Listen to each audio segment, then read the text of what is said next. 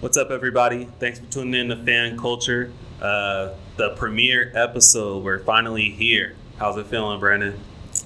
It's been a long time coming. Yeah, Let's just say that. It's been a long time coming. I'm definitely excited to start this project with one of my closest friends, one of my dearest friends. And I mean, every time we link, we're talking about sports. Yeah, I mean, we've had some golden conversations, and Yes, I've looked back and been like, man, we should have gotten that recorded. That was classic. Yeah. So now, hopefully, we have the opportunity to do that moving forward. We got a lot on the schedule for you guys for the first episode. We're talking about Odell Beckham to the Browns, AB to the Raiders, Man. Russ and them crazy fans in Utah. Man. Got to talk about LeBron and the Lakers. We got to talk about LeBron. MVP race, free agency, just some of the crazy things going on this week. But first and foremost, we got to get into the NCAA tournament, a.k.a. the Duke Invitational. March Madness is upon us. So first things first, obviously we know Zion's back. We know Duke won the ACC tournament. Yeah. But first and foremost, who you got? You already know who I have to win it, and I don't know how we're a sleeper every year, and we're in the NCAA finals when's the last time we wasn't in the Final Four, or at least the Elite Eight? Excuse me. So if y'all don't know by now, he's talking about North Carolina. He's a Tar Heels boy. Tar Heels, man. I'm a Duke Blue Devil by nature. I don't know why, but Duke is what it is. I don't know how we're friends, to be real. So I know there's a lot of bets going on in Vegas where it's like Duke versus the field, and I'm rolling with Duke. I usually don't like to go with the super hype team going into the tournament because all eyes are on them. The pressure is on the players to show up and show out, and usually someone's not going to show up. But Duke is just something different this year. There are a lot of good teams in the mix. You're talking North Carolina, you're talking Gonzaga, even though Gonzaga always chokes. Virginia is up there, even though Virginia is in the same boat. Kansas always chokes too. Kansas always chokes. But for some reason, Duke reminds me of the year that they won with Marvin Bagley, where they were a star-studded team and they still pulled it off and won. Marvin Bagley won? Yeah, Marvin Bagley won. What year was that? Oh, wait. Or am I thinking about the wrong year? No. Oh, no. Jaleel Okafor. Yeah. Jaleel Okafor, not Marvin Bagley. Tyus Jones. Yeah, Tyus Jones, Jaleel Okafor. How do I know this? Because you're obsessed with us. That's why you watch everything. No, but the Jaleel Okafor Duke team was a favorite. They were all hyped up, but they were one team that was actually worth the hype. And I think that this Duke team could be the same thing. No one has an answer for Zion, period. Yeah, what are you going to do? Try to play a zone? Syracuse tried to play zone against Duke, and Zion still got, 29 and 12 or something like that. Well, the games that I've saw that they've struggled is when Zion, not necessarily Zion is struggling. RJ Barrett might be struggling, but their supporting cast isn't putting in the work. Or they just play North Carolina. Either way, I've seen them. I mean, they're live. The pressure is on. Can they continue to have that consistency throughout the tournament? That intensity. They continue to have that consistency throughout the tournament. That intensity. They almost play like the Fab Five in a sense, where it's very we here to entertain y'all. This ain't just hoop. We know y'all here to see us, so let's put on a show, which is dope. I like it for the culture, but in North Carolina all day and we get the job done. That's what I'm saying. That's just what I'm saying. And I know there's always been this Duke hate over the years, and I completely understand it. I get it.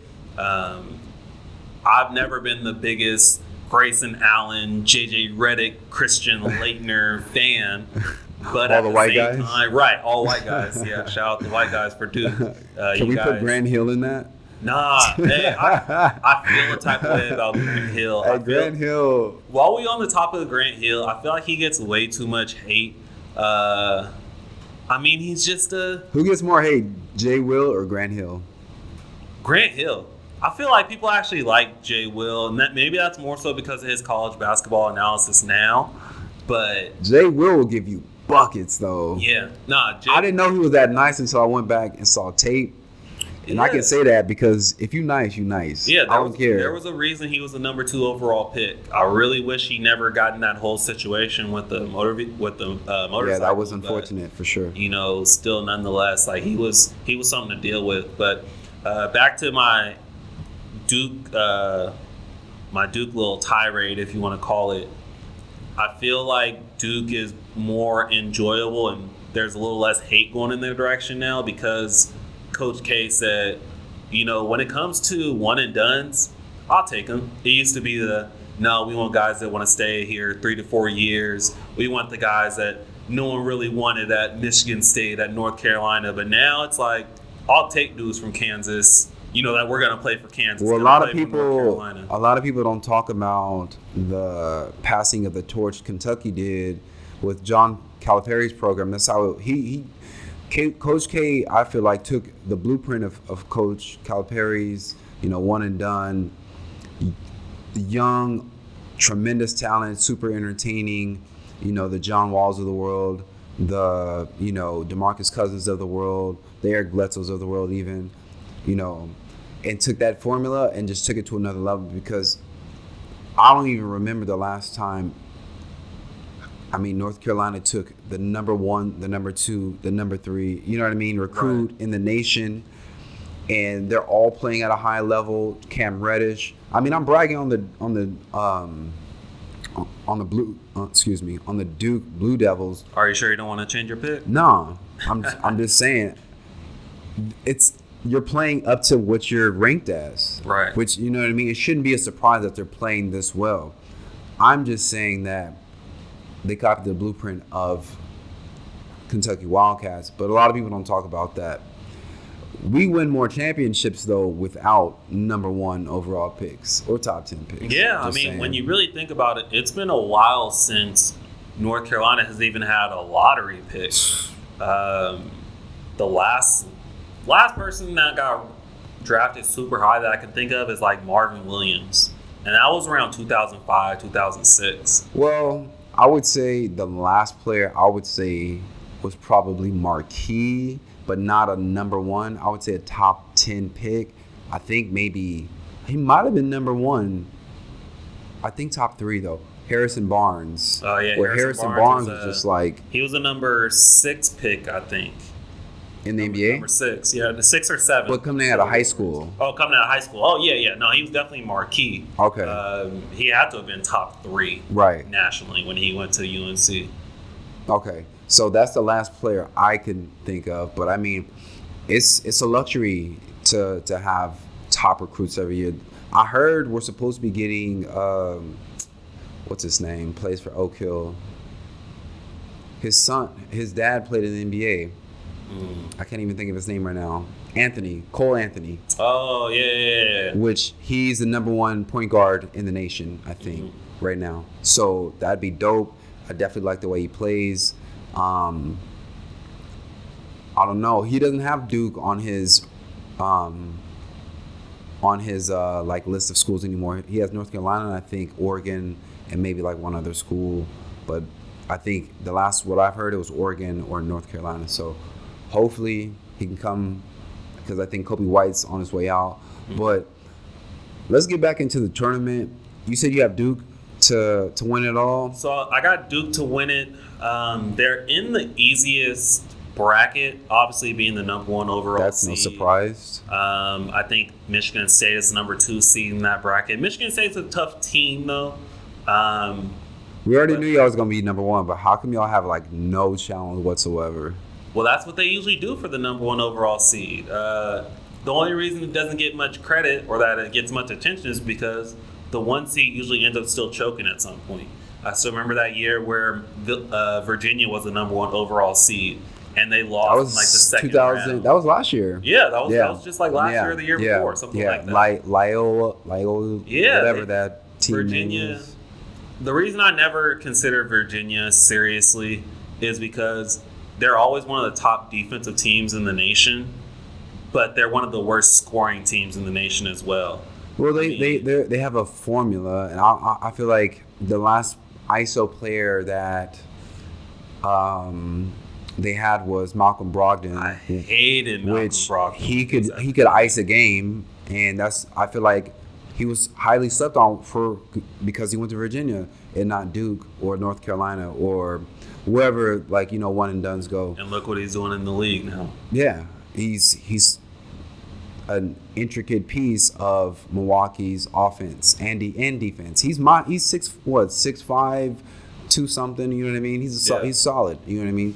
But he just underrated, I would say. But I would say, I don't know, Lehigh situation could happen to somebody. Oh yeah. I mean, there's always upset. There's always upset. I have them going as far as the Final Four. I don't know what happens then. I think you play us or you play somebody else. I think you play us.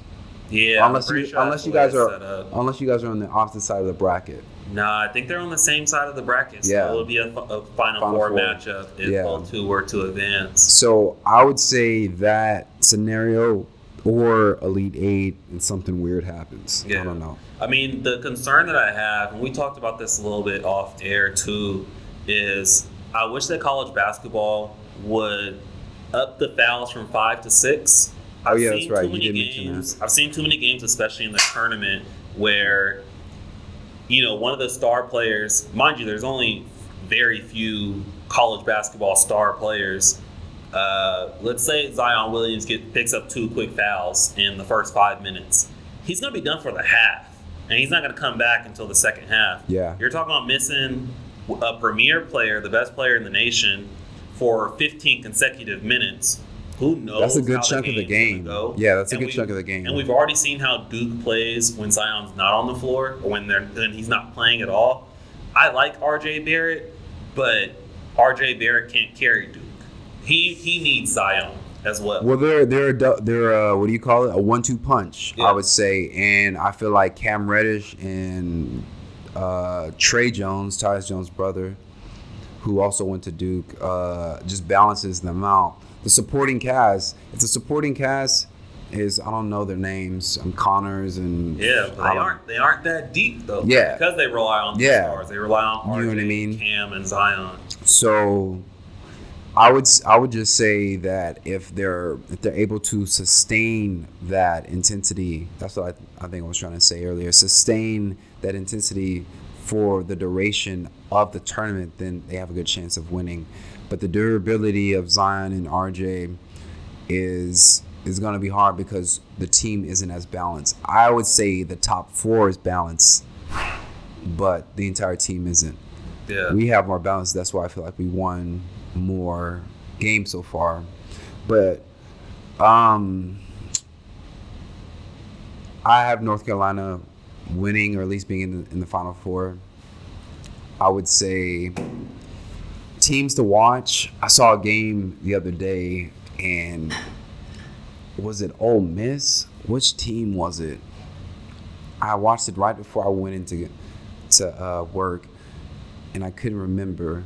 But that team was lighting. Who does Bruce Pearl? Who does he coach? Is it Ole Miss? Because they were playing Tennessee. The team he used to coach. I think it is Ole Miss. Ole Miss was waxing that ass. I mean, 3 after 3. Go back and can coach. He can definitely coach. Go back and watch highlights of that game because it looked like a game simulator.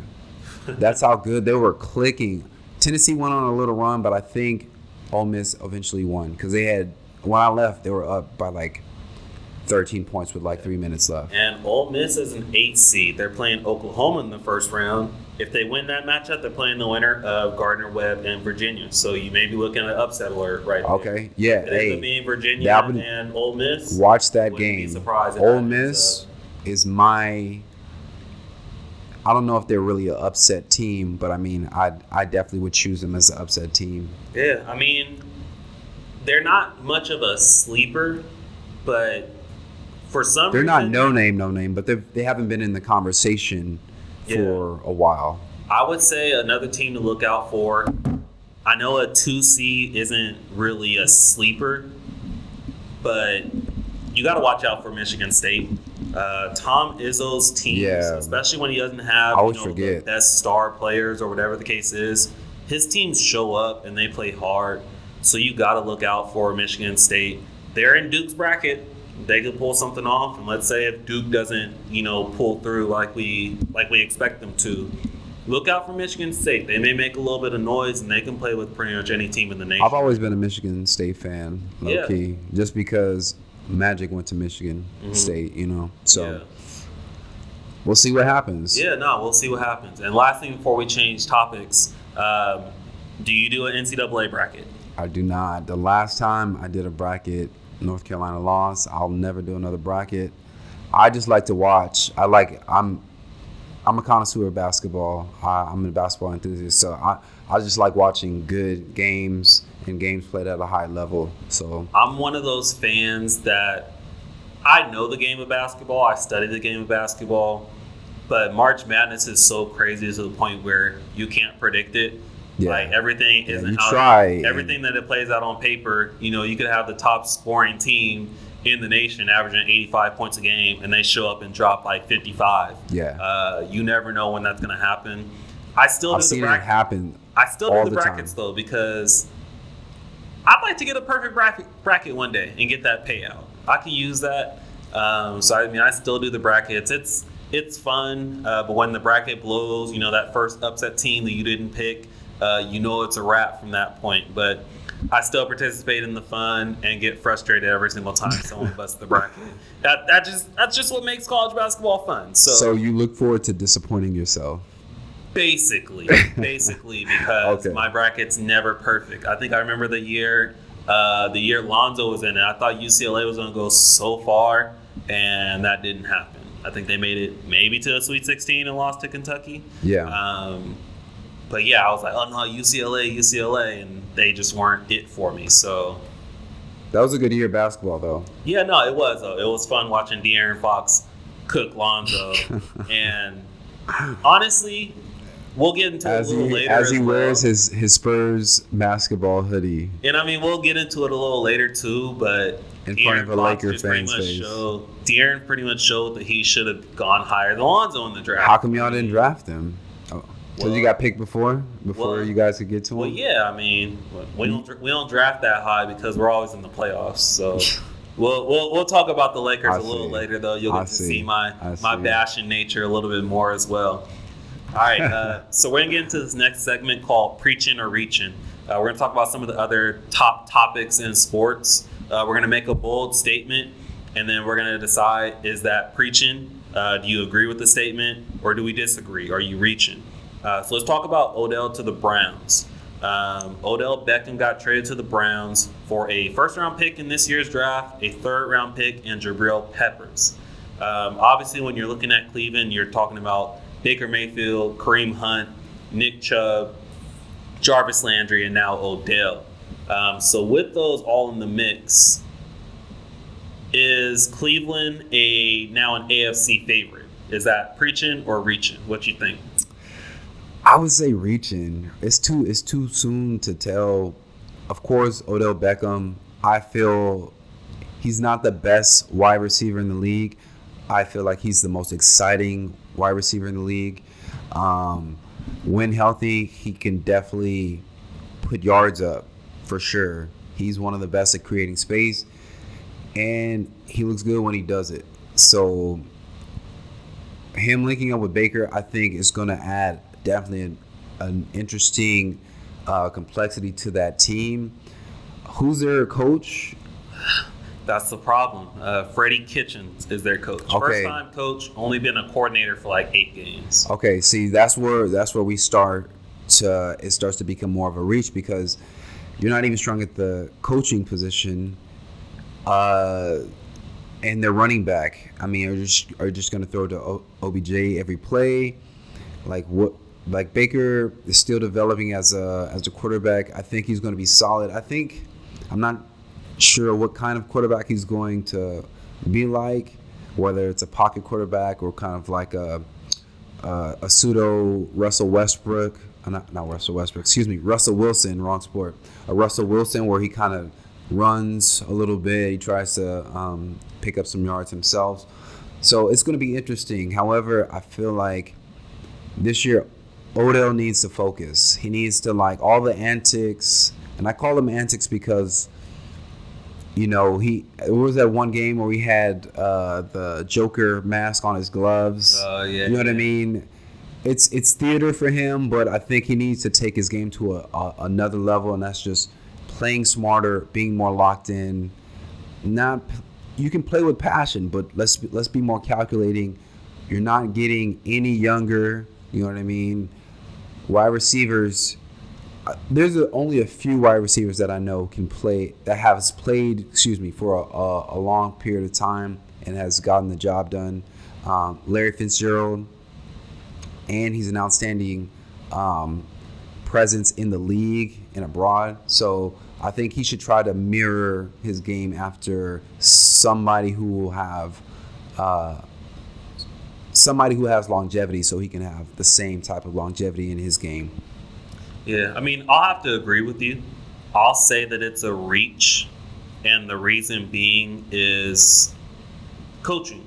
And on top of that, you know, just like we'll talk about the Lakers a little later, I think who you have in your leadership roles is very important. Absolutely. In determining success for a franchise.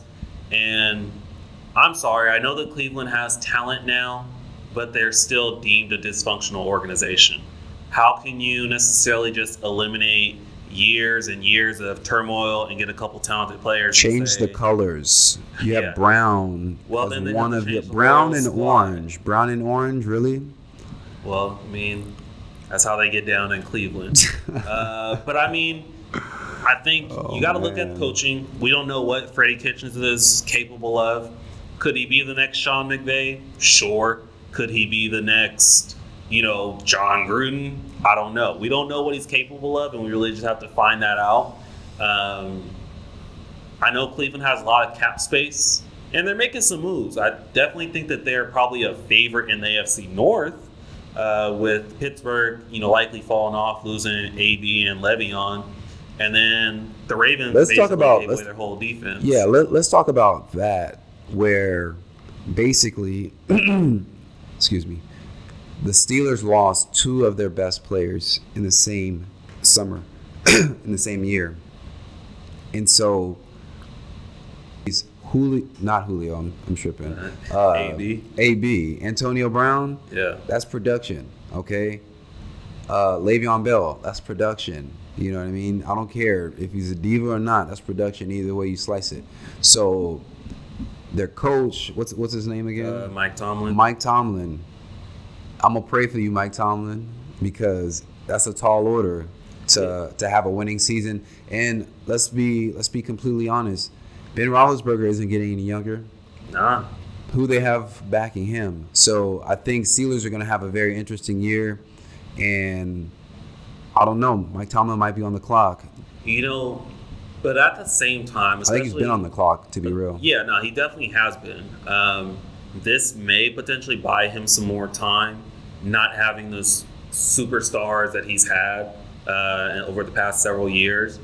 But, you and I have both played in team sports, and think about when you had some of the most talented players and they were also the biggest head cases, and they caused so much, team drama and stuff like that. Not to say that was Le'Veon. I definitely don't want to say any names, but they may be listening right now. Yeah, for sure. But you have those players like that, and all of a sudden they don't play. Your team is less talented, but for some reason you play better. team chemistry is so underrated when it comes to team sports. That's really because it's more balanced. It's more, which is it's crazy. It just goes to show how good Michael Jordan was, right. Or just players that affect games the way they do. Where it's we look at their individual talent when none of almost everything can't be done just by yourself. But some individuals that play at such a high level, they have the ability to impose their will on games, and change outcomes of games. So I think when you measure it like that, I don't know who they're going to have, and they're not going to have the same season. We picked up Amari Cooper, though. That's all I know. Yeah, but like I said, when it comes to team chemistry, that's huge. If you don't think the team chemistry is real, look at the New England Patriots from top to bottom. Their roster is best run organization. But it's the best run organization. The in team sports. chemistry is there. In sports. Yeah, all of that is there, and that's why we always say they're a favorite to make or win the Super Bowl. So that stuff matters, and obviously the Steelers' chemistry hasn't been right for years. We can definitely see that. So I'm not going to say that they're necessarily out and they're going to miss the playoffs next year. It honestly wouldn't surprise me if they still found a way to win the AFC North. Right now, it's still wide open. I know Cleveland was in the mix, and they'll still be in the mix, but Pittsburgh still runs that division. It's theirs until they decide that it's not theirs anymore. So back to us talking about Cleveland, I definitely think it's a reach to say they're a Super Bowl contender now because they're not up there in the caliber organizations of the true teams that are competing for the Super Bowl coming out of the AFC. Exactly. All right. So since we started talking about the Steelers a little bit, let's talk about the last player that they lost, Antonio Brown. Obviously, we know that Antonio Brown got traded to the Raiders for only a 3rd and a 5th round pick. Blew it. AB is the ultimate finesser because how did he find a way at 31 years old to get traded to a team and say, I need more guaranteed money? Like he had a fully non-guaranteed deal and somehow came out with $30 million guaranteed. Well, part of it, I feel like his personality fits more of a Raider mentality now that I really look at it. I feel like, you definitely have to have a certain type of personality to play in a Laker uniform. He's kind of asserted himself more so off the field in recent years that I've seen him do. But he's always been, somebody who produces, and that's why I think people will always continue to, value him as a player. The only thing that I question is, John Gruden. He's a headache to me. He's a headache because I don't see the vision. Show me the vision, John. I don't see it. I mean, Derek Carr has been inconsistent since his injury. Trading away, what's his name? Mack. Khalil Mack. The best defensive player I've seen in a while. Yeah, I mean, a while. Gruden has to absolutely besides Aaron Donald. Gruden has to hit on every single one of these first-round draft picks. He has to. All of them have to develop into either stars or superstars in their position. There is no, this is a solid player that we drafted in the middle of the first round. Like, all these dudes got to be stars, or you need to combine them and be able to trade up in the draft to get Kyler Murray if that's who you want. What I don't understand, or a superstar. What I don't understand is how come he has so much guaranteed money? How? We just finished talking about dysfunctional organizations, and the Raiders have been one. Obviously, the Raiders have one of the best fan bases in sports, but their ownership, their leadership is dysfunctional. And that's the only thing I worry about AB's longevity there in Oakland. I mean, is Marshawn Lynch even coming back? Does Marshawn Lynch even want to play football? I feel like Marshawn Lynch is just having a good time. He just happens to be good at football. He's still a stud. I feel like if he was more focused, he could probably be. Is he going to be a future Hall of Famer? I think he's making a late push. He but won. I feel like He has one championship, right? One. Yeah, he has one. With the Seahawks. I feel like in the grand scheme of things, he may not end up making it. It wouldn't surprise me. He had a great run, but it didn't extend out in the ways that other Hall of Fame running backs do. I feel like as long as his family's good, he's good. You know what I mean? Bro, you're from Oakland and you're playing on the Oakland Raiders. Right. But also, you can't tell me anything. I don't think that he's one of Gruden's guys. And we've seen that if you're not a Gruden guy or if you're not... First of all, he's not a quarterback. Guy, right. But, Gruden comes in with his little mantra and, he wants guys that are going to be in the trenches with him. But Gruden is tough to be around. But why? I don't understand why he was paid without doing any of the work. Yeah, I mean, people looked at him in the booth. He wouldn't have been able to get that anywhere else other than Oakland. Any other franchise, I don't care who. Oakland got robbed. That's all I got to say. Oh, no, they definitely did. Even if they end up getting one Super Bowl out of these next 10 years, $100 million for a 10-year contract isn't worth it to me. No. Gruden gets a little bit too much credit for his work over the years. He inherited Tony Dungy's team when they won the Super Bowl back in 2003, and he happened to play the team that he just left as well. He knew all their plays, so how much credit can you really give him for that?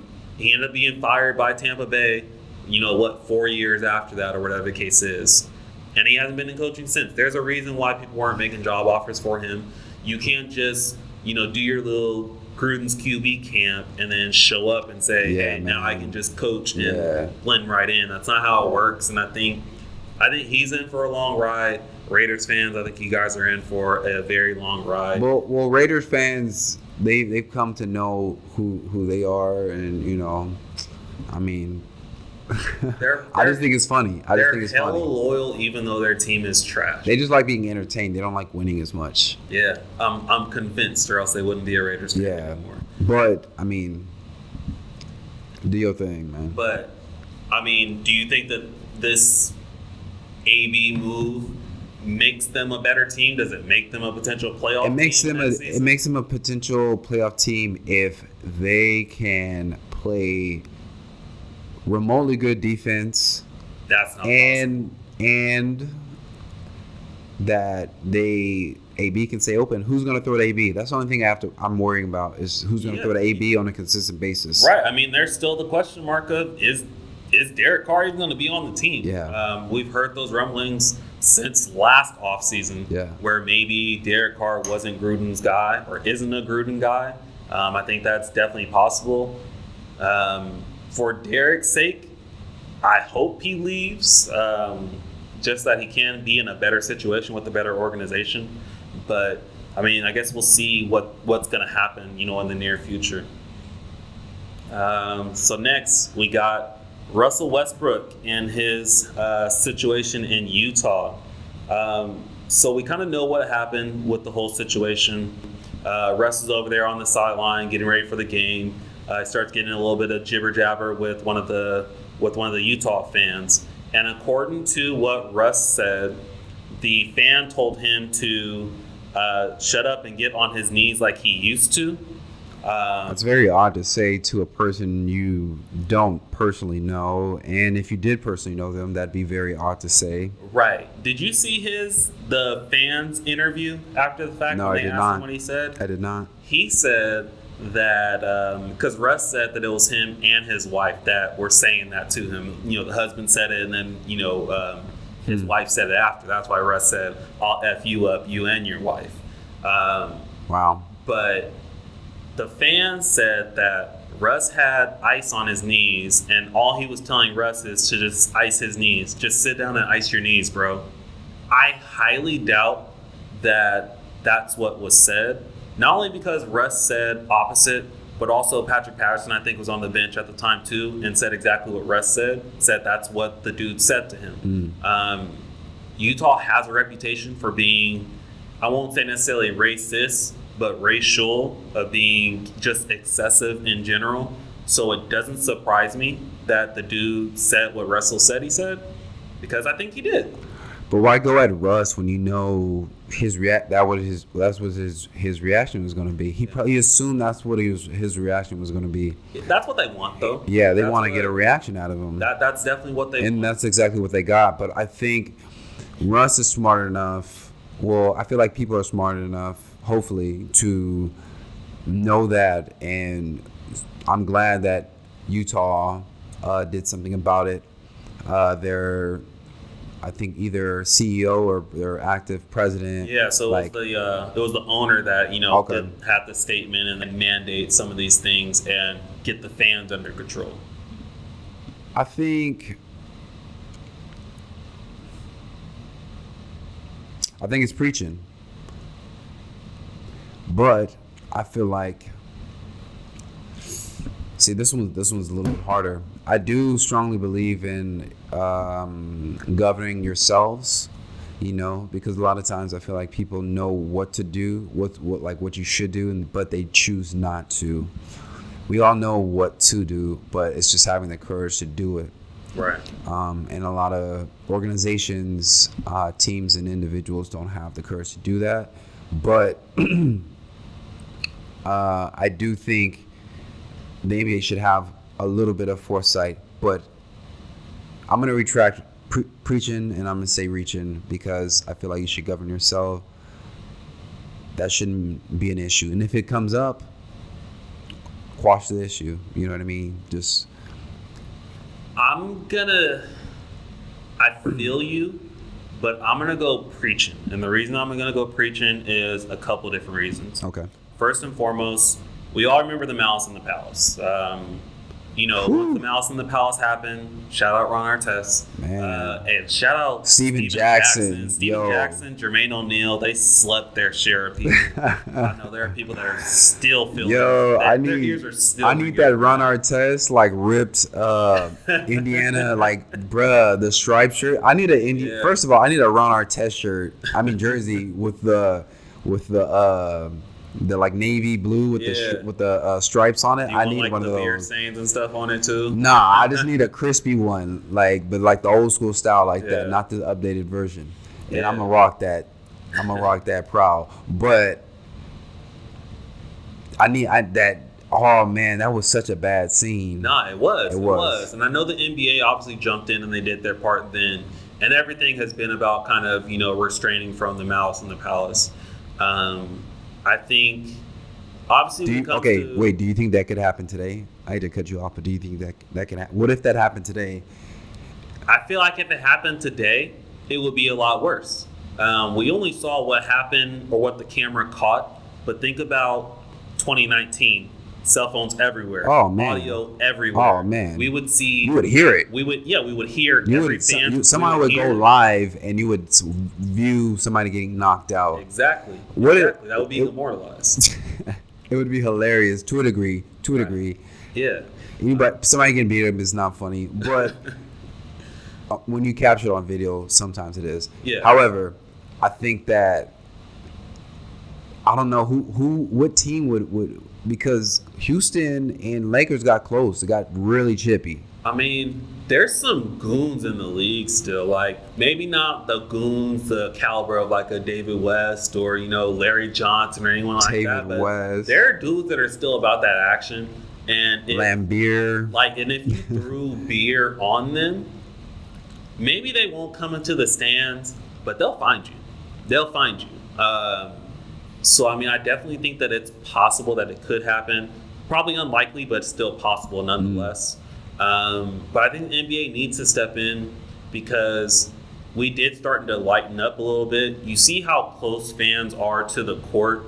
Think about in all other sports, fans don't have that close of a connection to where I could literally reach out and touch you. I could grab you. I could do whatever to you. That doesn't really happen in many other sports because there's a little bit of a distance or there's a buffer, whether it's, the glass in hockey or whether it's just an extended sideline in football. Well, you have more access. I heard somebody talking about this when the situation happened. They said you have more access to the players when you're sitting courtside, when you're sitting close on the court. That doesn't mean you're allowed to say whatever you want because you wouldn't do that in a regular setting, which makes perfect sense. Right. You wouldn't go up to a random person that you don't know, famous or not, and spout explicit things to them. Exactly. Because one, that's odd, which I said at the beginning of this podcast, but also like you wouldn't do that, until I think somebody can do that to a player just because they paid for a ticket. Absolutely not. Right. You're not allowed to come here. What I found, did you see that? What was it, James Dolan video? Yeah. Let's talk about that briefly. I mean, that's so I find it wild. hilarious. Yeah, I find it hilarious because Jim Dolan as an owner is so sensitive. People have been telling him to sell the team for years. Oh, so man. one fan, all he says is sell the team, and he gets banned from MSG. Oh, man. I mean, dude, your Knicks have won like 14 games this season. Are you serious? Yeah, they won 14 games. Oh, man, I didn't know it was that that low. One of them low. against the Lakers. It's whatever. But they won one against the Spurs too, so I'm being impartial there. But I mean, you're putting a terrible product out there, and you're still one of the most valuable franchises New York City. in the NBA. New York City. You guys took Carmelo Anthony when he was coming out of his prime and basically wasted the rest of his years, Right. as even wanting to play, because you make it that difficult for a player. He's like, man, why am I even doing this? You guys aren't even adding pieces around me, Right. and they check out. But in the end, who looked like the bad guy? Was it Melo? It was Melo. It was Melo for sure. But you don't want to cut the check. You don't want to, do what you need to do to put a winning product on the floor.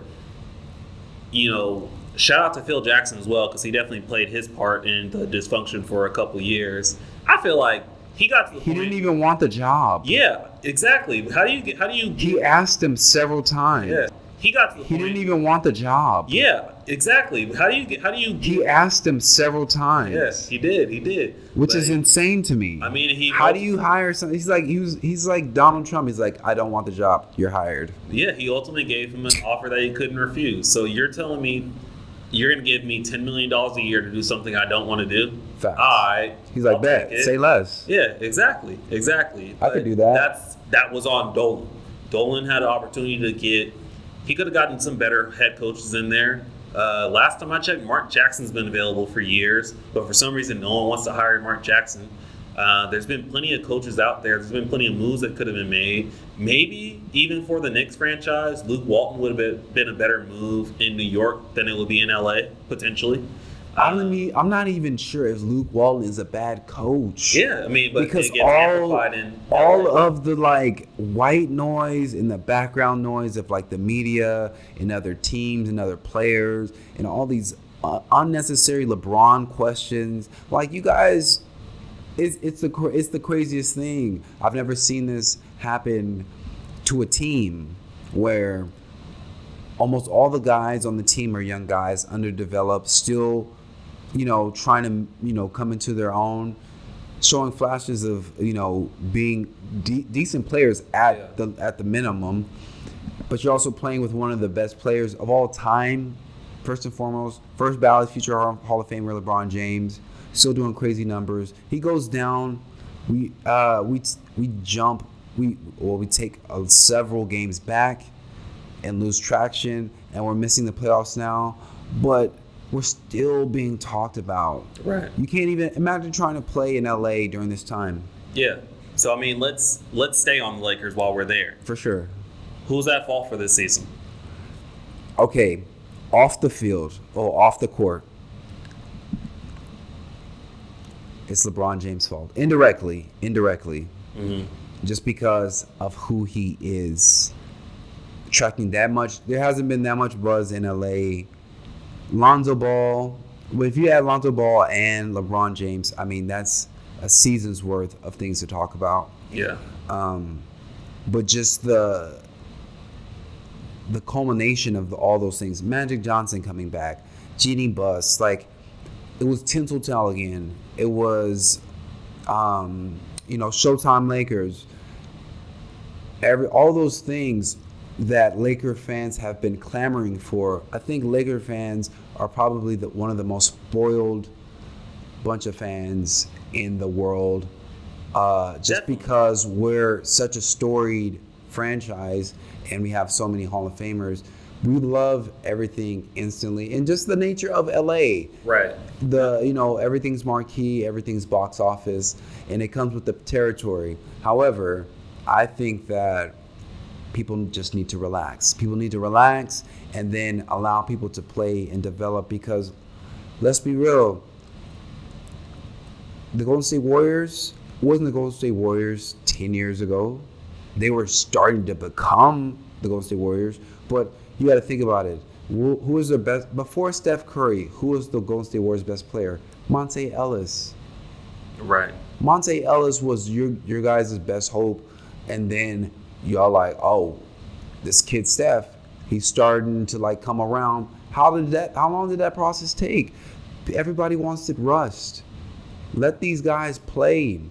When basketball becomes less of just playing the game and letting the game come to you and having fun out there and competing and working your ass off the field or off the court. I keep saying off the field because we were talking about football earlier. But once it becomes more about that, then you start to win more games. You start to get that chemistry. Yeah. I'm gonna say it's LeBron's fault. Not 100%, because I understand the roster that was built was not an ideal roster. So part of that blame does have to go to Rob Pelinka and Magic, because you guys are the ones that assembled the team. And they made it clear that they weren't going to be deferring to LeBron. They were going to be the ones to make, personnel decisions and things like that. But it's the line share to me has to go to LeBron, because when you think about it, when we go through LeBron's past 6 years in the league, for example, every single move that he's made has been calculated. He does things for a reason. He doesn't do anything just because that's how I felt in the moment. He's doing it because of how he plans things out in the future. And LeBron knows his impact and how that looks in the media. Sitting at the end of the bench, at the end of the Indiana game, 5 seats away from another teammate, Yeah. you know exactly how that looks Yeah. in the midst of trade rumors and things like that. There are multiple times he could have come out and verbally shown support for the players that were on the trading block. He could have hyped those people up, but he never really took the opportunity to do that. He just let them kind of delve in it. And mind you, I know LeBron came back from injury and all that stuff, and he missed 19 games, but the playoffs were still very realistic for them. So it's not like they were out. But the team just completely fell apart when he came back, because wait, I gotta play with this dude now after he just tried to trade me? Well, you got to look at it this way too. You got to look at it this way: as LeBron is still chasing ghosts. Yeah. Records. He's probably, people don't say this often about LeBron. They say he's a freak of nature, but they don't say how competitive he is. He's a very competitive person. You cannot be a competitive first. You cannot not be, is a double negative, sorry, a competitive person and make it to the final 8 consecutive years, or what is it? 6? Was it 8? That was 8 It was 8 consecutive years. It's just not going to happen. But I think that's part of what makes me so disappointed in him this year, though, is because there were multiple instances, not just defensively. I know everyone talks about his defense, but even offensively, where he kind of checked out. It was like what Kobe did that one year in the playoffs in Game 7 against Phoenix, where he just continued to pass the ball and let other people just make plays. But he didn't really do what he needed to do. All right, so now let's talk the NBA MVP race.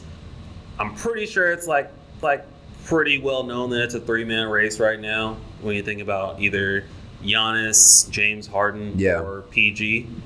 Ultimately, who's your MVP? I like Giannis. I like Giannis being an MVP, not just because I feel like it would be a dope thing for basketball, and I think he has a really cool story. I just think he's just had a commanding lead this year. Not just, I feel like for his team, not like James Harden, where You go on a scoring run. But I don't know. I guess I would say Giannis, if not just because I like the way he plays more. But if I'm being more objective, I would say I'd give it to James. So back-to-back titles for James Harden, based off what I think the NBA considers the MVP. Yeah, I mean, it's hard to go against Giannis. I mean, I think the media is probably going to vote for Giannis. They love to go for the best player on the best team. And he's kind of an underdog MVP too, if you think about it. No, I don't think he's a household name. Yeah, no, like he's definitely not. James just yet. Well, I mean, his name doesn't even fit in the whole house. His name is too long. So, facts. Yeah. I saw something. Pause. I think Bleacher Report shared it where they said, is Giannis like the next Shaq? Because statistically they had similar stats. Now they was reaching. They was reaching. Definitely reaching. Completely different player. Completely different style of play. There will never be another Shaq. Like, do you realize how easy it is to average 10 boards a game in today's NBA? I mean, when you're shooting threes Shaq could probably get 25, maybe 30 rebounds in this day's NBA. Could or you could almost argue that it could even stay the same or only slightly go up because a bunch of threes that are missed, long rebounds. That's how guys like Steph Curry can average 6-7 rebounds a game. Or he'll foul out. Yeah, because Shaq's fouled out in the first 2 quarters of the game with today's league. But I would say I got to go with James Harden. And the reason being, I can't think of the last time that somebody averaged like 36 points a game and didn't win MVP. And on top of that, he's done it without Chris Paul for long stretches. And even when Chris Paul is there, he still takes the lion's share of the load to carry. He puts it on his back. He carries the team. So, I mean, I think James is worthy of the back-to-back because all he did was just have an even better season than his first MVP season. So I definitely think you got to give it to James. Paul George is definitely an honorable mention, but he's just not quite on the level of a Giannis or James Harden this season. Who would you start a franchise with? Out of those 3? Yeah. I probably started with Giannis because that's the most versatility, and you can do kind of whatever you want with that. Whether you once in a generation player, I would say. He's like KD, if KD took steroids or, I mean, I hate to say steroids because it's such a weird thing. He's just beefier. He's just bigger. Yeah, and I think Giannis is built different. Giannis is more he wants to be more from the Kobe mold, and not a lot of people are for that anymore. They kind of want to more so be LeBron-esque. I miss that. I miss that when you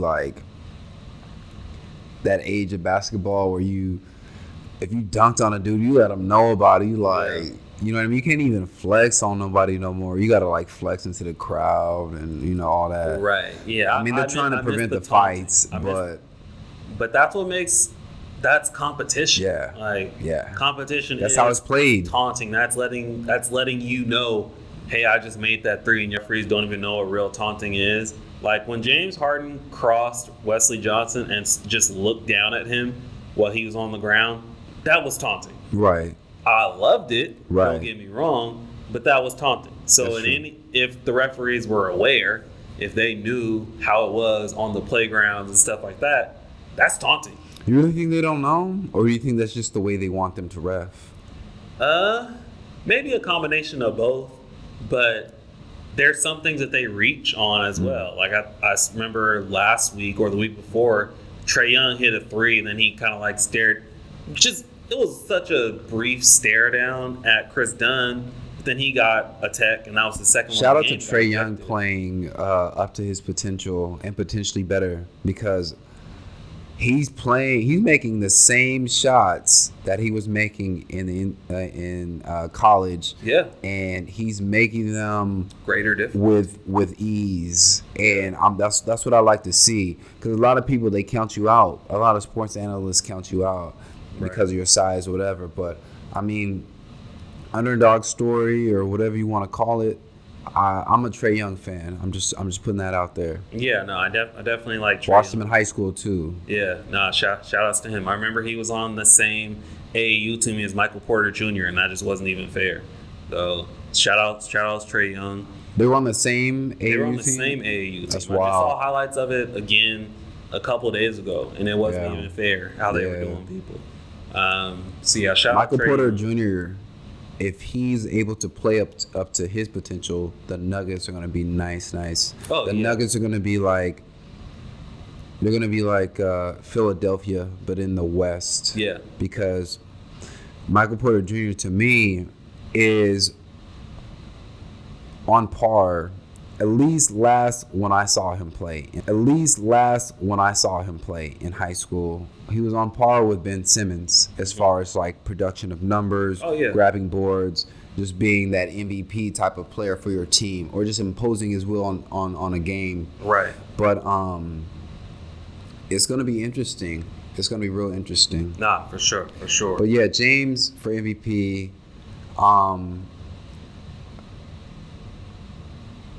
I mean, I don't think there's really a bad pick. I think I get all three of them. Cases for all three of them. I think it's just more so really just your preference. Yeah. And my preference this year is James. Don't get me wrong. I hate the flopping. I hate Oh, the man, it drives me crazy. sweeping move that he gets away with. It drives me crazy because it's like it's not a natural motion, and real Yeah. hoopers know, but he gets away with it. Right. And he's able to do them because of his build. Right. He's a guard, but he's more of like a Gilbert Arenas. Right. Like And what I don't get is how can you not do his step back in high school and college, but you can do it in the pros? I thought the footwork is supposed to like increase, and you should be even more disciplined. I heard. But you get so basically just be disciplined and make it to the league, and then do whatever you Right. want. Basically. Apparently, Basically. because I see traveling left and right. Oh, and yeah. it bothers me so much. You Oh, would yeah. think that you're talking about I elite heard. basketball players that they would be able to do these moves and have them still be legal by, global basketball rules, not just NBA rules. This is what I heard though. I heard that the rules are different at every level. Yeah. And I've heard that from refs. Mhm. Like a video I was watching, and then because they were saying people think that the rules are the same at every level, Right. and then they all agree in unison. Was like, yeah, they do. I was like, what? It's not. Right. What you mean, bruh? Yeah. But I mean, and I think that there are some things that should be universal. Like anyone should be able to say that's a travel, that's not a travel. Should be like But, math, yeah. I mean, where's my gather step? Last time I heard a gather step was a pivot foot. Bruh. But in the league, that don't matter. You It's get to- wild. It's really wild to me how How people can you just defend get away that? with it. Yeah. Yeah. How as a defender, Yeah. how can you don't matter? You It's get to- wild. It's really wild to me how How people can you just defend get away that? with it. Yeah. Yeah. How as a defender, Yeah. how can you defend that? It's literally crazy. impossible. It's crazy. Uh, I mean, it could also, we forget this too, as watchers or onlookers, I should say, is how fast the game moves. Yeah. Because if you've ever been to a college game or like even like a high school game, but you're watching like the high school basketball game, like they could be like the best teams in like your city, Right. versus like the best teams in the nation, and then you go into college and so on and so forth. But the game is so much quicker, and people don't understand that. Mm-hmm. And so I think these refs are trying to. These aren't like world class refs. Right. They're referees. You know what I mean? They're average Joes. They have to be somewhat fit to do their job, but to keep up with world class athletes in their primes, it's kind of a hard ass to me. That's just giving them some kind of lenience, but they need to figure it out because it's confusing for us to see it just because we know it to be a certain way. You can't have a rule forever and then change it just to appease a certain population size, or to make a ref's make job your easier. or whatever. Like Just don't travel. yeah, exactly. Just don't travel. That's Yeah. always been the way that I felt about it. But I mean, NBA players, I guess we want to see great plays, and if that means an extra step to make the great play, then the NBA will take that. That's probably what it is. Yeah. All right, so this next segment is called "Did This Dude Just Did This?" Shout out John Starks. He's the inspiration for this segment. I remember you telling me. Yeah, so this segment is all about highlighting just some of the craziest things done in the world of sports over the past week. We got a few to get into. First and foremost, we got to talk about Serge Ibaka going Ali Boumbaye on Marquise Chris. Dylon? Yeah, straight Dylon. That was too close. I mean, but this isn't the first time that Serge has been in like a true fist fight. I remember him throwing punches with Robin Lopez. I mean, Serge about that action. He is about that action, but when you watch the clip, why? Nothing really happened to where where Ibaka needed to get up and try to choke. I think that was just him getting out of his head as far as like being focused. Yeah. I guess Marquise Chris got under his skin because if you're an OG player and a little dude, well, I shouldn't say little dude, but like a younger guy like that is getting under your skin like that, you need to check yourself. It could be something you need to look at to go to the next level in your game. Right. But there was nothing in the video that I saw to warrant that type of reaction, which was odd. Yeah. And maybe it was because he was competing with him, and he was like, Serge felt, this young guy shouldn't be competing with me at this. You know what I mean? He probably felt some type of way. Yeah, and I mean, I can't say that I on a random day was watching the Cavs and the Raptors, so I'm not going to front like I watched the whole game. But maybe something happened earlier in the game. They had been going back and forth. But even then, it's just kind of surprising and disappointing that Serge lost sight of the fact that the Raptors are the second best team in the East right now, record-wise. They're trying to compete for a championship. This isn't regular season game where he can just afford to do something and miss some games. Like, they're competing for the number one seed. You're going up against one of the 5 worst teams in the league. You're a player that no one even cares about in Marquise Chris, and you gave yourself an opportunity to wild out like that, open yourself up. He didn't end up getting suspended, which was crazy. He only got ejected. I don't think he got suspended. Because he definitely swung on Cuz. Yeah, but when you get into that situation, you don't know what it's going to turn into. What if it ended up being much worse, and now you're looking at rest of the season suspension or something like that, where there's a long-term effect on your team. Well, that's another thing, which is why I kind of wondered, like, where's your head? You know what I mean? Did they lose that game? Nah, I think they won because it was Cleveland, so they probably won that game. Yeah. But still, how could you put yourself in that kind of situation and allow yourself to wild out in a game that ultimately shouldn't even matter that much? Hey, Serge, chill, man. Yeah. Just chill out. Just chill out. You definitely got to chill. Another favorite that I had from this past week, did you see the clip of the Sixers in Milwaukee over this past weekend where Mike Scott was saving the ball and then he dove into the crowd and one of the fans was trying to help him up and he grabbed her beer and took a sip of it before he got back on the court? I did not see this. Yeah, you got to look it up. Okay. First things first, this is just such a problem when it comes to hygiene. I mean, there's and I'm going to drink after this random fan. It may or may not even be their own beer. It could have been their husband's beer or something like that. He just went to the bathroom real quick. Yeah, exactly. Like, I don't know if you're a smoker. I don't know what you got going on. Like, it could be anything. He's definitely wilding for that.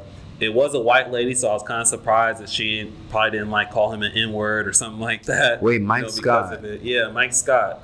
Is that the light-skinned dude? Yeah, with all the tattoos. Looks like Kenyon Martin 2.0. Who does he play for? He plays for the Sixers.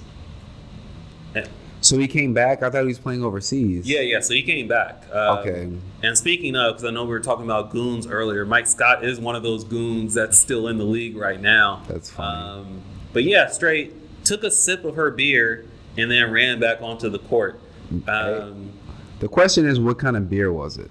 Yeah, I mean, probably like Coors Light or Oh man, something like that. Oh, you know, but like, I'm disappointed now. yeah, but shout out to Mike Scott for doing that. But you may want to go to your doctor, get a real checkup real quick. Right, Just some make blood sure, work you know, done. Exactly. You don't know these people, especially up in Milwaukee. You don't know. True. You don't know. So just look out for that. True. Very true. Last, we got the New Orleans Pelicans. So obviously the Pelicans are already kind of losers in the grand scope of things because you got your superstar who doesn't want to be there. And you guys just refuse to let him go. Like, I don't know if it's like a pride thing where it's like, I'd rather just leave and get nothing in return, but not give you what you want, as opposed to give in and then get something into return. So it seems like it's more so a pride thing. But the Pelicans also lost this past weekend to the Suns when they actually probably should have won the game. So what happened? I think the Suns had just made a shot, and the Pelicans called a timeout. You know, like most teams do when the clock's running out in the fourth quarter, they want to try to get everything together for a last shot. The problem is they didn't have a timeout. So if you know anything about basketball, if you don't call a timeout, you don't have one, that's a technical foul. Penalty. The other team shoots, free throw, they usually get the ball back as well. Have you ever been in a situation where you didn't know if your team had a timeout and you called one? No. All the time, most of the times when I called a timeout, I was asked to call a timeout by my coach. All the other time, I think there was only one other time where I was just like super frustrated with my teammates and I just called a timeout. But other than that, I've never done that.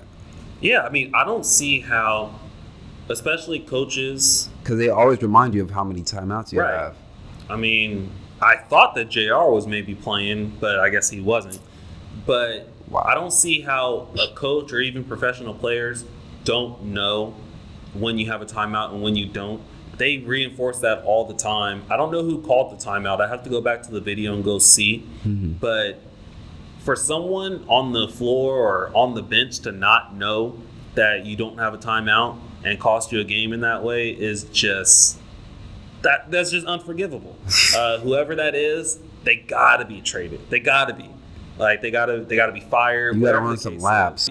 Like they gotta be fired. You gotta run some laps. You gotta run some laps for the team, man. Yeah, no, exactly. I mean, I know they probably don't care because they're getting a lottery pick out of it anyway. So the more games they lose, the better position they're in.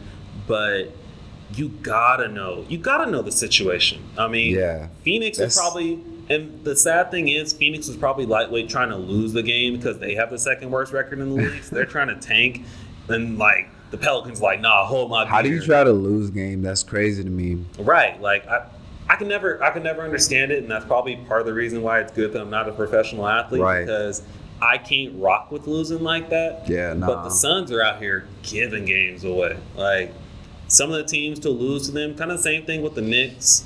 They're trying to give games away, but some teams just show up and say, nah, you could take this W. Like, I just don't get how you could find yourself in a situation where, you're just how can you say you're a basketball player? Yeah. Like, that's crazy to me. You can't walk the streets. I know you can't walk the streets in in your city and try to wear the Suns logo on your chest. Yeah. And I mean, I feel bad for Devin But if they Booker. get Zion Williamson or R.J. Barrett or somebody like that, they'll be everything will be right with the world again. You would think, but the Suns are another dysfunctional organization. The Suns haven't been right since Steve Nash. Yeah. So, I mean, you got to ask yourself, like, Amari Stoudemire. Yeah, exactly. Will everything be good if you get Zion Williamson, R.J. Barrett? It wouldn't surprise me if they tried to trade the pick or something instead of drafting one of those two guys. They might trade Booker. Yeah, they might. Maybe for a second round pick or something like that. Yeah. I mean, I just can't have it in my heart to try to intentionally lose a game. I would rather just not play and take a fine, to be completely honest, than go out there and intentionally lose a game. Yeah, I think that's one thing we share in common, just because we both played basketball, organized basketball, and we study the game. I think that's one of That's my favorite sport, and I think that's your favorite. Definitely. Basketball is our favorite sport, even though we do like other sports. Like every time we link up, we talk about basketball or some sort of sports even in the news. off season. Yeah, Right. but I think that's the reason why we created fan culture. Just we're able to have a outlet and a platform to talk about these things and share these things with you guys, and hopefully you guys, more episodes to come for sure. We'll get to dive deeper on these types of topics and get into other things. We definitely want to hear your opinion on the show,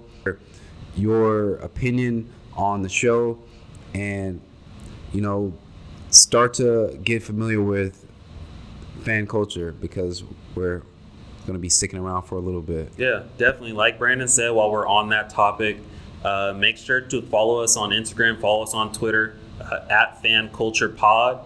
We're going to be doing a bunch of updates and polls and stuff on there. You don't want to miss anything that this podcast is going to provide. Make sure to leave comments. Make sure to send us DMs and tell us what topics you want to hear, what you want to discuss. If you're listening exclusively from the Anchor app, make sure to leave us a voice message. Make sure to leave your applause as well. Make sure to favorite the podcast just to give us feedback and figure out what we can do next time for you guys. Fan Culture is a podcast for you, the fan. This isn't just for us. So we want to provide, the material and the product that you guys want as well. But leave your voice messages. We can add those into the podcast. We're going to be asking some questions and stuff and want to get your feedback, and we'll definitely include those in the podcast. So just make sure to leave those voice messages, leave the comments, all that good stuff. We would greatly appreciate that. So we're just about to wrap up. The only thing we got left, we got a couple big matchups coming up over the next week, and I just want to see real quick who you got in these matchups. Okay. So in the NBA tomorrow, we've got the Celtics at the Sixers. Who do you got in that matchup? Where are they playing? Playing in Philly. I got Philly. You got Philly? Yeah. Is Embiid back? That I'm not sure. If he is, I got Philly. I mean, for some reason, Philly shows up except for when it's against the Celtics. Mm-hmm. So I've actually got the Celtics in that matchup. Okay. They're playing a little better than they were when they were struggling. They had a little bit of a resurgence. I think they're trying to get everything right for come playoff time. So I got the Celtics in that matchup on the road at Philly. Next, we got the Spurs visiting the Rockets on Friday the 22nd. Okay. Just remember, the Spurs have actually won 9 straight. Okay. They just beat Golden State yesterday. So who you got in that matchup? Well, since knowing all that, I have the Spurs to win. That's a very long streak to have, and to have that momentum after beating Golden State, which everybody has as the favorite because of the squad they've assembled. Obviously, I would choose the Spurs to beat the Houston Rockets, but who knows? James Harden could have a crazy game, right? Where he drops 40, 50 points. True. You never know. Yeah, I mean, it's definitely going to be a tough game. I can see it going either way, but I'm going to go with the Spurs, and the reason being is the Spurs are finally healthy. Are you sure it's not because you have a Spurs basketball hoodie on? And, no, I don't think so. You don't? I don't really see a correlation there. Okay. Nah. But the Spurs are peaking at the right time. Like we said, they've won 9 straight. They just beat Golden State as well. People act like the Spurs are absolute trash, but they do this every year. They're like the New England Patriots of basketball, where basically, who's the favorites? People start talking about their favorites in the beginning of the year, and then they just wrap it up, come closer to playoff time, and then by the time you realize the kind of squad they have and like the plays they're running, then you find yourself sitting on a couch and they're in at least the quarterfinals, and you're just like, wow, right? That just goes to show how that organization is run, and Greg Popovich being one of the best coaches I've ever seen. They just buy into a system. They can take I think there's something to be learned there. They can take a player like Bryn Forbes, who I watched in college and was a pretty decent player, but would Bryn Forbes play on another team and perform the way he is? Maybe, maybe not. But I think whoever they're having scout talent for them is doing an exceptional job because they always find pieces, no matter if they're a household name or not. Yeah, I mean, I'll say this. I'll bet this. Even though the Spurs probably aren't going to make the finals, I'll be real about that. Mm-hmm. I'll tell you, whoever they play or whoever makes it out of the West will not play the Spurs. Because the Spurs, whoever they play, whoever makes it out of the West, whether it's Denver, whether it's Golden State, whoever it is, Houston, that series is going 7 games. So you're calling that if the team that makes it out of the West to play whatever team in the East for the finals, you are saying that they're not going to run into the Spurs, and that's the reason why they're not going to have to go through the Spurs because let's say if Denver has to play the Spurs at some point, let's say they beat them in a 7-game series in the semifinals, and then they have to go play Golden State in the Western Conference Finals. Who, the Nuggets? The Nuggets. Yeah, okay. they wouldn't pull that off. And I think the same thing goes for Golden State. If they played San Antonio in the Western Conference semifinals and went 7 games, they're not beating Denver, OKC, or... Wasn't there a year, though, that they got ran out of the gym? I forgot what year it was. When Kawhi was hurt, probably? Was it then? Yeah, well, actually, both of those years, because Kawhi got hurt in Game 1 when they were up by 23. They came back and ended up winning that game, and then they won the series 4-1. The following year, Kawhi sat out, and then they got swept by Golden State. Okay. So it's all been Kawhi-less, and we didn't have DeMar DeRozan at the time. That was when I was real upset with LaMarcus Aldridge. But shout out to LaMarcus Aldridge. He's playing well again. He is. Like I said, I don't think they're going to win a championship or anything like that. But nonetheless, they're going to cause problems for someone in the West. I wouldn't want to play them right now. I don't know who would. Yeah. I mean, the Spurs in the playoffs sound bad already. But last matchup we got. So next Tuesday, we have the Rockets at the Bucks. So we got 2 potential MVP candidates in the mix. Who wins that game? In Milwaukee. I got the Bucks winning. Giannis is not going to let that team lose in Milwaukee that close to playoff time. Yeah, I definitely got the Bucks as well. Much better defensive team. Shout out to Brook Lopez for one, being from the Fresno area or the Central Valley. Let's just say the Central Valley. Memorial still sucks. But shout out to him because he left the Lakers and he's having an exceptional year. Yeah, his range is crazy, and to get it done at his height is another crazy thing to see. Yeah. It opens up the floor so much for Giannis, and that's why they've had so much success, because he's so great off the dribble. Right. When traditionally, he's players of his height and his stature are more closer to the rim. Yeah, no, definitely. They're redefining the mold of a big man. For sure. So obviously we both got the Bucks winning that matchup. Who do you think has the better MVP defining performance in that game? James, for sure. James is probably no question. James is probably going to try to go for 40. Yeah. I can see. But it wouldn't surprise me. The Bucks are such a good defensive team. I can see him scoring 40 on 15 of 40 from the field. I bet he has 10 free throws. Oh, I bet you he has 15. Yeah. I mean, he's gonna get to the line for sure. So I mean, I can definitely see that happening. But I definitely got the Bucks in that matchup without a doubt. So that wraps up everything that we got on the podcast. Join us next week. We're probably gonna break down some more from the NCAA tournament and bracket busters and all that good stuff. Talk about some other big stories next week.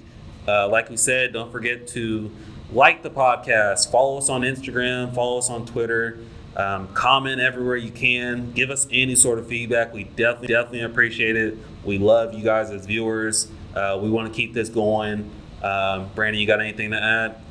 I'm just excited to get the ball rolling finally. We've been talking about this, developing for a while. And so just to get behind the microphones and have these awesome conversations and record them and save them and be able to share them with, the rest of the world is really dope and exciting. And I can't wait for, what comes next for us and for fan culture and what we have in store for you guys. Yeah. Wow. We got the first one in the books, and First one down. I am